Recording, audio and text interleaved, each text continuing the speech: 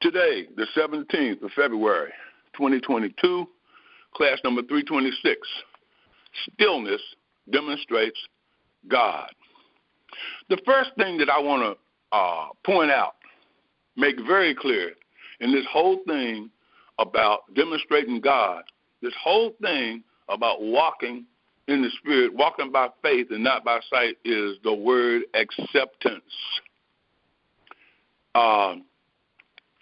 And here's a very a powerful question that I had to ask myself, and I'm asking you guys this the same thing. Do we feel like we're not where or who we want to be? That's a good question, isn't it? Do we feel like we're not where we want to be or who we want to be? If so, we're in dire need of understanding what acceptance really means. Can we accept and surrender to the present here and the present now? Or do we resist with affirmations and negative statements to attempt to get out of a situation? In other words, are we sitting around doing exactly what Jesus said don't do? And he said, take no thought for your life, what you should eat, what you should drink, how you're going to clothe yourself. In other words, don't think about how to get out of your situation. He's saying, be still. Turn off the thought, because it's the ego sitting around there saying, how you going to do this, how you going to do that. All you have to do is accept the fact that you can't do anything in and of yourself about it. Nothing. And that takes you to a stillness. As I said, I practice it all the time. Looking around at everything that's not moving in the house. Just every time you look at something, you see it still. And that connects with a stillness, and that stillness is what you are, and that stillness is one with God, and that stillness is going to demonstrate God. I found that to be a wonderful experience, and I've been doing it, especially like when I go jogging. I was jogging the other day, and I looked up and I saw one of Cynthia's aunts and one of her cousins. And these two are pretty much known throughout the family as one that has not so pleasant dispositions. And I just didn't even, I just looked up, I saw them, and I kept jogging. And as I looked up again, one of them threw the hand up kind of and waved, but it was that little wave that's like the flimsy handshake when somebody shakes your hand. And I said, well, I got to run out the little circle I'm going to make. I'm going to run right past them, so I'll just stop and speak and what have you. And so as I was jogging around, I came on around, and when I got to them, I said, hey, how y'all doing today? Oh, you can't speak. We were wondering, you can't speak to anybody. I said, oh, man, here we go. And I said, man, what in the world brought this on? And it was like, you just thought that they are known for not having too pleasant of a disposition. And look what you experienced, not too pleasant of a disposition. And I said, I knew I was coming right here. I was going to stop and just say, hello, hey, how y'all doing? Yeah, all right. I said, okay. And I looked at one of them. I said, all right, Miss Cutie Pie, I'm gone. All right, ain't nobody know Miss Cutie Pie. I said, okay. Y'all have a good one. Have a blessed day. And I went on jogging. And you know the most wonderful thing happened as I ran away from that situation? I didn't think about it anymore until a couple of days later. And when I thought about it and it popped in my head, I was like, oh, okay, well, I accept the fact that pretty much was my expectation, and that's what I got. And now it's like when I think of them and that situation comes up to me, I just get still and don't think about it at all. You see, I know that when God said, you have dominion, I now know that the dominion over everything is to not think about it. Choose you this day whom you will serve. You're going to serve the stillness, or you're going to serve the ego, thinking about stuff and trying to figure out how to get out of situations that you don't want to find yourself in. Yet, the human ego puts you in that situation. And just remembering that you have the dominion over it is enough. How uncomfortable is it to know that you have to just be still? You have to take no thought. How uncomfortable is that? Where did all of this stuff come from that you're dealing with as far as out here in this worldly situation? Where did that come from? Did it come from the past or the future? Did we go grab some negative thoughts about the possible events that have only happened in our minds? Think about it. Are we looking back and saying stuff like, oh, wow, here we go again, creating more crappy-looking days ahead? Every time I go to a church or I read something online that we are co-creators, I ain't co-creating nothing. We are not co-creators. We are experiencing that which God has already created because we know what God is. We know God is that divine intelligence, a principle that is expressing itself the same way the principle of math is expressing all kinds of computations, from the most complex to the most simple. That's God. And it's God's responsibility to run its own world. Now, I ask myself, is God sitting around thinking about how to run his world? Is God sitting around trying to think about how to run her situations? No. God is thought and feeling, and all of God's thought and feeling is where? Being still and realizing that which I created is very good.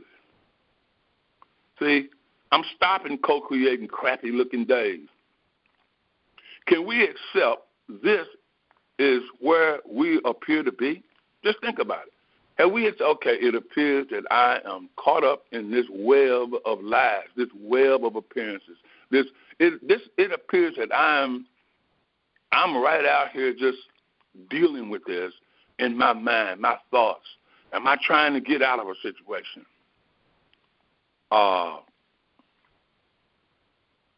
The answer is probably no. I can't accept the fact that I still believe that there's something that I can do about my situation. But when I am able to see the principle, when I am able to realize Jesus really meant it when he said, don't think about this situation, get still, and you'll demonstrate God, that's where we really are. It just doesn't look like it. It looks like you need to do something. But in reality, that's where we really are. You see, I told you guys this 3 or 4 times before, and I'll just bring it up, but I won't go into all of the detail. But when my mother could not find a job having a degree from West Virginia State College and qualified and certified to teach French, Spanish, and English and could not find a job, she just finally gave up. She accepted the fact that there's nothing that I can do about this situation. And we were on a vacation, and we were in Ohio, Youngstown, Ohio, and she said, I ain't going to try this no more. I'm done. And my brother can tell you that when my mother said she was done with something, she was done. Jamal says it all the time. Jamal looks at me and goes, I'm done with it. And he starts laughing. I said, here you go with Grandma again. He was like, I'm done with it, Pop. I'm through. That's where we have to be. That means we accept that there's nothing we can do about it. And when we came back off vacation, this lady had been looking for her for days. So where I've been trying to find you. There's a man over in, and you know the rest of the story. And she went down to a place in Virginia, and that was it. It was Whitville, Virginia. And the man, she came in and said, I'm Mary Orr, and I'm here for the appointment. And the principal said, yeah, basically, the job is yours. He said, I was a football coach, and I don't know the first thing about being the principal of a school, and I certainly don't know anything about teaching English and French, so the job's yours, or Spanish, the job's yours. And that was it. That's how easy it was, because she decided not to think about it anymore. You see, acceptance opens the door to the stillness. When you accept that there's nothing you can do about your situation, the door is open and the stillness pops through. And it creates this space. Stillness creates its own space. I don't have to co-create any stillness. I just need to just accept the fact that this is where it appears that I am. I can't do anything about this. And, I just need to stop thinking about the past and the future. And the moment I do that, my thought is silenced. Behold, I stand at the door. I am acceptance. And in this powerful piece of surrender, God demonstrates God. God demonstrates good, and I am the channel that good flows through. Let's go back and look at our buddy Moses. Moses goes down to Egypt. And he goes down there. Moses is not down there trying to talk Pharaoh into understanding what God is. Moses is not down there trying to teach messages. Let's get all the Egyptians together and show them that they're wrong. Moses went down there to deliver the children of Israel out of that situation. And all his thought-taking was not going to do it. None whatsoever. And then let's just speed forward and go to where Moses is. He's in front of the Red Sea. And there's nothing there but water everywhere. And Pharaoh and his army coming up from the rear. Pharaoh represents what? The past. And the water is the present. On the other side of the water represents the future. But Moses is not standing there thinking about what to do about all this water, or how we're going to get across, or how this. He's not standing there doing that. Moses turns within. That's when you see somebody say Moses looked up to God, Moses looked to God, he turned within. He turned in to the stillness. And the stillness said, why are you crying out to me? Lift up your rod. Lift up your truth. Lift up your faith. Lift up what you understand. What do you understand, Moses? I understand you sent me here to get these people out and to bring them across and so that they could worship you. Where are they going to worship me? Out here in the desert, across the sea. Okay. And the next thing you know, the idea pops in his head, what? Through his stillness, what does he say? These Egyptians that you see here today, you will see no more. Stand still and see the salvation of the Lord. And the waters opened. I'm telling you that every situation that you find yourself in, if you accept the fact that there's nothing you can do about it and you turn within, you will hear the stillness. Stillness is listening, not you sitting in there trying to hear God say something to you. You're thinking again when you do that. But when you realize, I'm just not going to take any thought about this. Stand still and see the salvation of the Lord. Wow. You know, the moment you go there, it's over. It was over from the beginning, but you had to accept where the situation is more powerful than human thought. Let's say that again. Every situation that you find yourself in that is discordant, or, think about the situations where people say, man, I'm on top. I got it going on. This is just really wonderful. Again, there's the ego, and that situation is more powerful than your human thought. Think about all of the people who have gotten to the top. They've gotten way up to the top as far as they're concerned in their careers. It goes back to that country song where that guy was singing. Oh, it's hard to be humble when you're perfect in every way. Absolutely. There's no way the ego is going to be humble. It's impossible. But once the choice is made to be still, the ego it's losing its power. It loses it's got to go find something else for you to work on, because it knows it's over. He's not going to give me the credit for getting him out of this situation. So now in your stillness, you hear, just like Jehoshaphat in 2 Chronicles chapter 20. Jehoshaphat, they're out there, and they got the enemy has come up on them, and they got to fight. And they got this army that they got to deal with. But the prophet comes out there and tells Jehoshaphat, who is the king. And he looks at Jehoshaphat and he says, you will not have to fight in this battle today. The Lord will fight for you. Set yourself. Now there's the word right there. Set yourself. What's he saying? Quit thinking about it. Stand still. Stillness stands under that which you expect. Stand still and see the salvation of the Lord. And that army of enemy discomfit themselves. They destroy each other. You know, it's like coronavirus will destroy itself. It will destroy itself the moment you look within and realize, thinking about this is not going to do anything for me. I'll never get it done thinking about it. But when I accept the fact that there's nothing that I can do about it in myself, in and of myself, a human personality, ego, I've set myself. I'm still. And I will hear the voice of the Lord.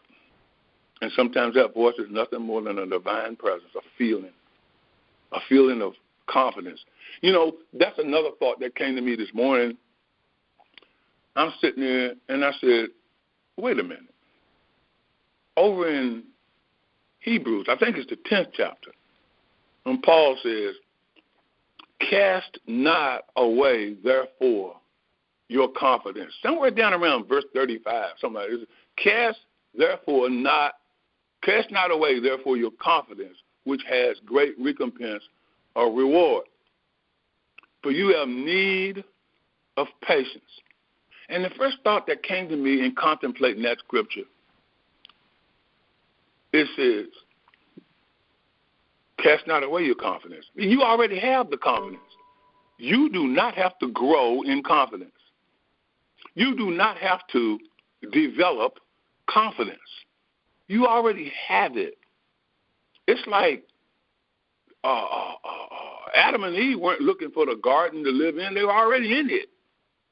I don't have to build you a garden. Look at Genesis 1. And the Lord went out and built a garden for Adam and Eve to live in. I mean, Genesis 2, right? But look at Genesis 1. The garden was, he put them in something that was already there. Genesis 2, we want you to, God, till this garden,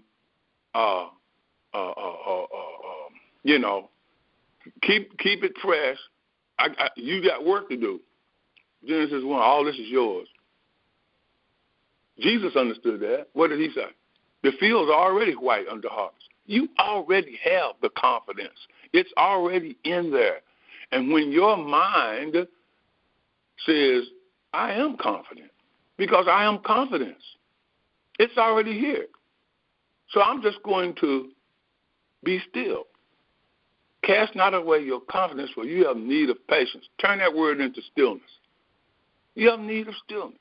For after you have done the will of God, what is the will of God? Be still. Stand still. Stillness is going to demonstrate where you really are as opposed to where you're trying to get to. It means I have accepted this truth and I am not resisting any evil. I'm agreeing with my adversary. Your adversary, the ego says, you can't do it. You can do something about this. The adversary is saying, you can't beat me. And you're sitting there saying, yeah, I know. In and of myself, I can't beat you.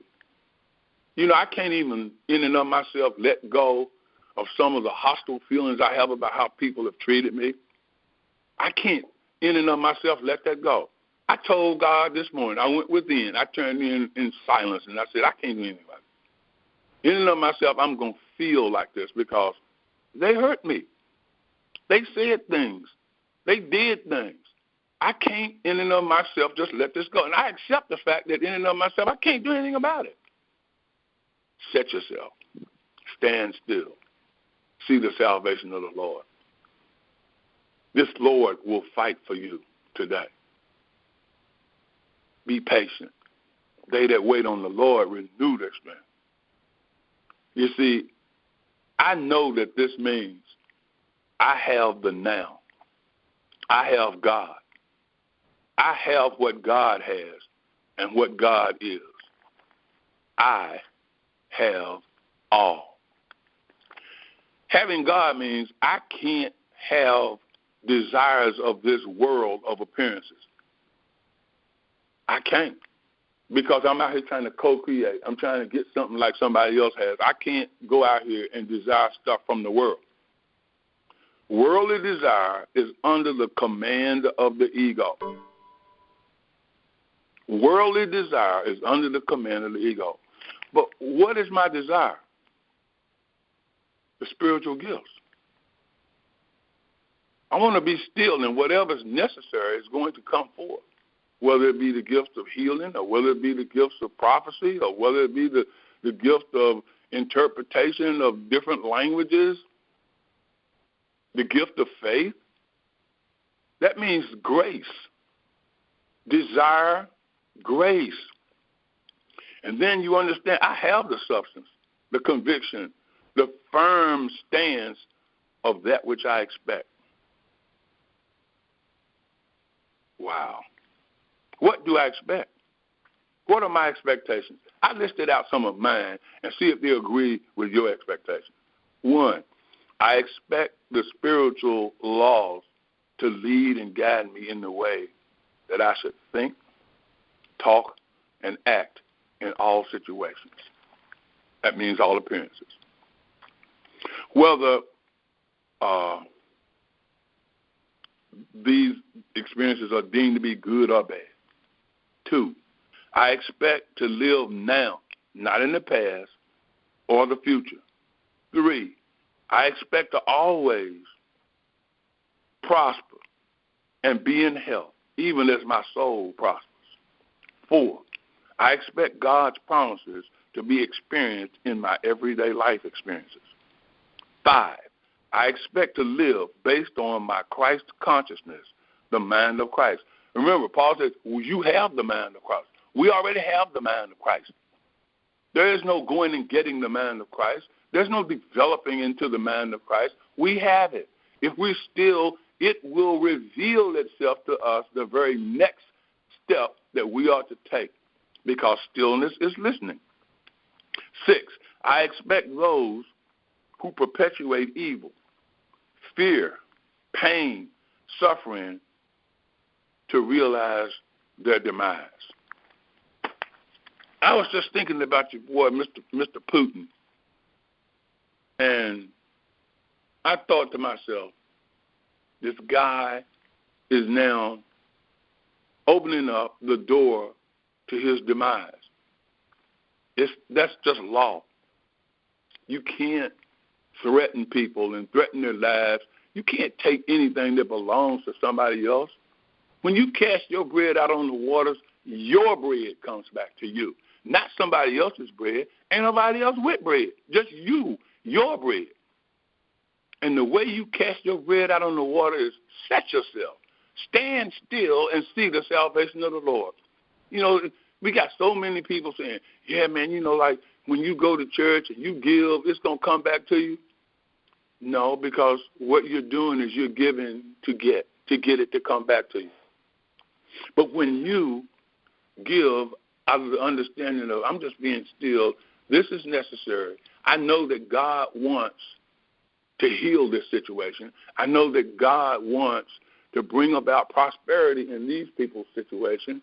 I know that God desires wholeness all the time. I'm giving. I'm casting that out on the water. Sometimes it looks like a couple of dollars. Sometimes it looks like more than a couple of dollars. Sometimes it looks like prayer. Sometimes it looks just like you giving somebody a ride, a lift somewhere, help somewhere. I stopped in front of a store the other day, and I came out, a guy was looking up under his car, and he couldn't find something. And I said, I didn't know what he was looking for. I thought something was wrong with his car. He was in the parking lot. And I said, you need some help, man? I said, what happened? He said, no. He said, I lost something. It fell up under the car, and I can't find it. He said, that's all right. I'll just leave it. I'll go in the store, and then when I pull off, I'll be able to get it. And I said, okay. All right, man. I said, well, you have a blessed day. And I started getting ready to get in my car. And he was already up at the store. He turned around and came back. And my first thought was, he's thinking I might be able to look up under his car and get it and move on. And I just said, nah, ain't no way to think. And he came back. I said, why couldn't he be thinking that whatever's under there, he might run over top of it as he pulls out and tries to get it? So then I got out. I said, I got this thing in the back, and it has a long hose on it. I said, you could use that and try to pull out what you think what you dropped up under there. And he just said, okay. He said, but let me get down here and take a look and see if and he got down there and he started looking and he saw. He said, oh, I see it. I said, okay, you don't need this thing. He said, no. And I said, oh, okay. All right, brother. I said, well, you have a good day. He pulled it out. And when he pulled it out and he looked up at me, he said, you know what, man? I said, what?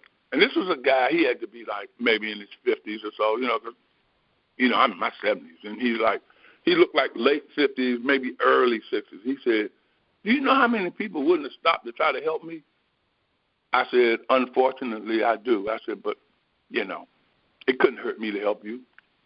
I knew that in my heart I was just trying to help this guy. Never dawned on me, wonder what he lost. Wonder if I could pull it. He might have, I said, nah, what is all that? Then it was like, oh, wow, man. Dude gave you credit for helping him out. Here comes ego. Set yourself. Stand still.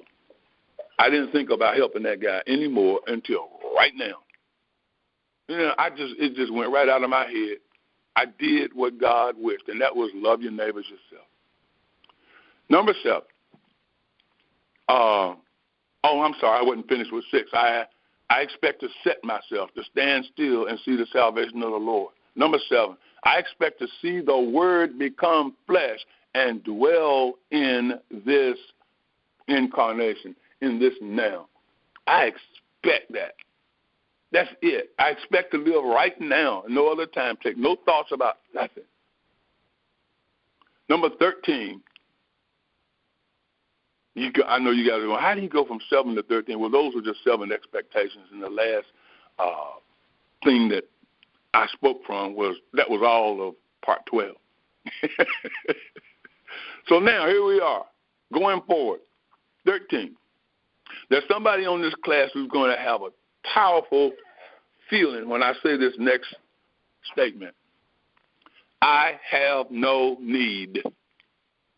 I have no need. Why? I have all. I am aware that I am consciousness, the substance. Let's break that down. Substance, that which stands under, of things hoped for, the substance standing under my expectations. As I was the substance and now stand under everything good in existence in my life experiences, and I am the evidence. That means the revelation, the uncovering of things that are not seen, those things that are hidden. I am stillness, the demonstration of God. When Elijah was on the backside of that mountain, that's where he was. You see, what I just read you was what we talked about last week. Faith is the substance of things hoped for and the evidence of things not seen. But when you look at it in the Aramaic, it says, it says that faith, this firm stance, set yourself, right? This firm stance that stands under that which you hope for. Hope for means expectations. And it is as it was the evidence, as it was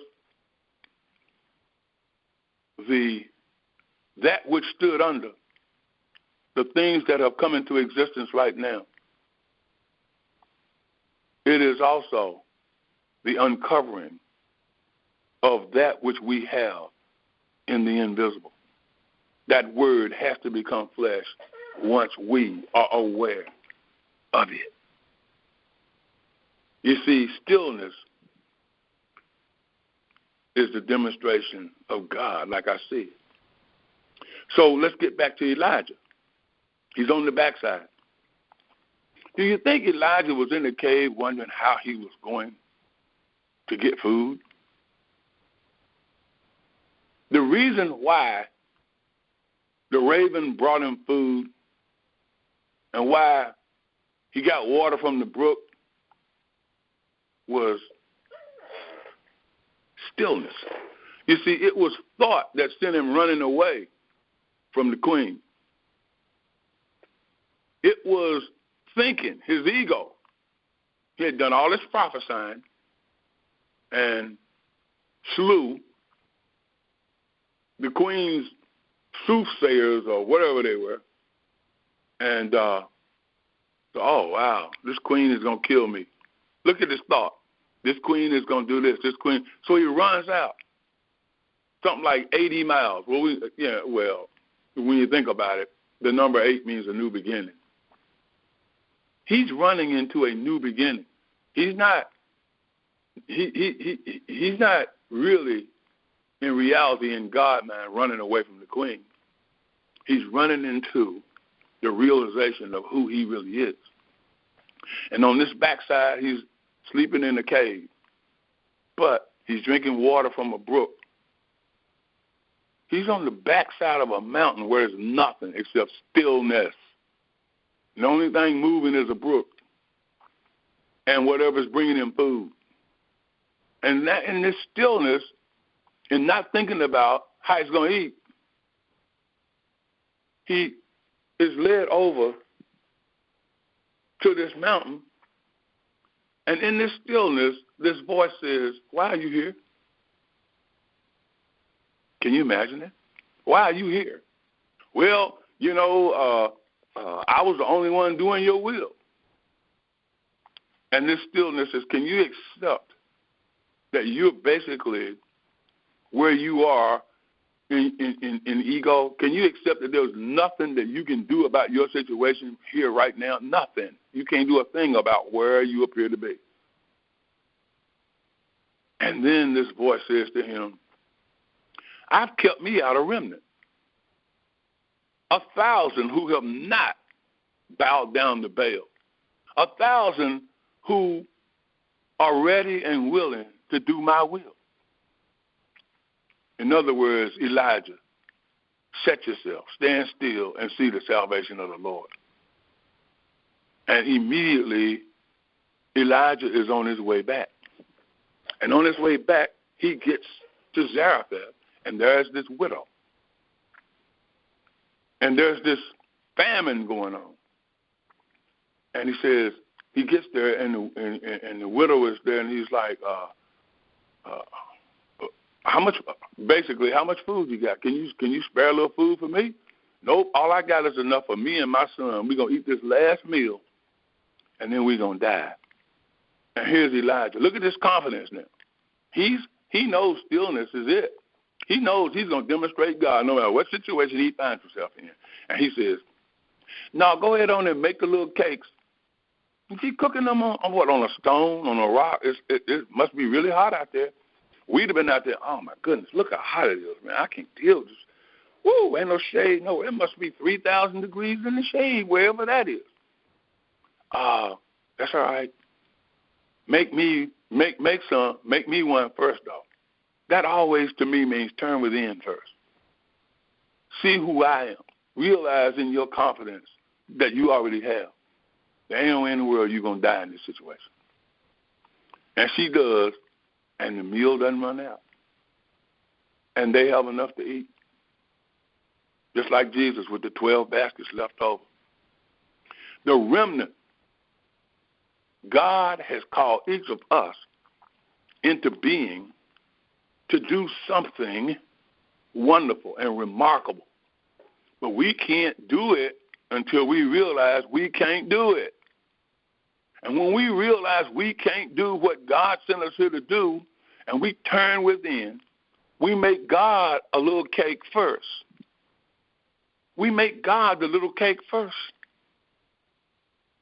How do I make God the little cake? I stand still. I set myself. And I wait. That's the patience, the stillness. And the idea comes. And when an idea comes, its time has come. Demonstrate God. Demonstrate the remnant that God has. What is the remnant? I don't know. It could be a new business.